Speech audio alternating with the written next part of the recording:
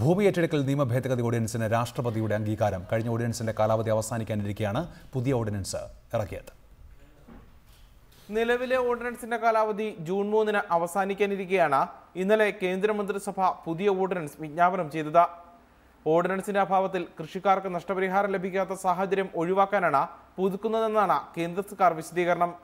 മുൻ സർക്കാർ കൊണ്ടുവന്ന ഭൂമി ഏറ്റെടുക്കൽ നിയമം ഭേദഗതി ചെയ്ത ഇത് 3-ാം തവണയാണ് ഓർഡിനൻസ് പുറപ്പെടുവിക്കുന്നത്. ആദ്യം പുറപ്പെടുവിച്ച ഓർഡിനൻസ് ലോക്സഭ പാസാക്കിയെങ്കിലും പ്രതിപക്ഷ എതിർപ്പ് മൂലം രാജ്യസഭയിൽ അവതരിപ്പിച്ചില്ല. ബജറ്റ് സമ്മേളനത്തിന്റെ 1-ാം ഘട്ടത്തിലായിരുന്നു അത്. അതിനാൽ രാജ്യസഭയുടെ സമ്മേളനം ഔദ്യോഗികമായി പിരിച്ചുവിട്ട വീണ്ടും ഓർഡിനൻസ് ഇറക്കി. സമ്മേളനത്തിലും പ്രതിപക്ഷം അയഞ്ഞില്ല. ഓർഡിനൻസ് നിയമമാക്കാനുള്ള ബിൽ ലോക്സഭയിൽ അവതരിപ്പിച്ചെങ്കിലും അത് ഇരുസഭകളുടെയും സംയുക്ത സമിതിയുടെ പരിഗണനയ്ക്ക് വിടാൻ സർക്കാർ നിർബന്ധിതമാവുകയായിരുന്നു. കഴിഞ്ഞ ദിവസം ചേർന്ന സമിതിയുടെ ആദ്യ യോഗത്തിൽ പൊതുജനങ്ങളിൽ നിന്നും സംസ്ഥാനങ്ങളിൽ നിന്നും അഭിപ്രായം തേടാൻ തീരുമാനിച്ചിട്ടുണ്ട്. വർഷകാല സമ്മേളനത്തിന്റെ ആദ്യ ആഴ്ചയിൽ സംയുക്ത സമിതി റിപ്പോർട്ട് സമർപ്പിക്കുമെന്നാണ് പ്രതീക്ഷിക്കുന്നത്. റിപ്പോർട്ടർ, ദില്ലി.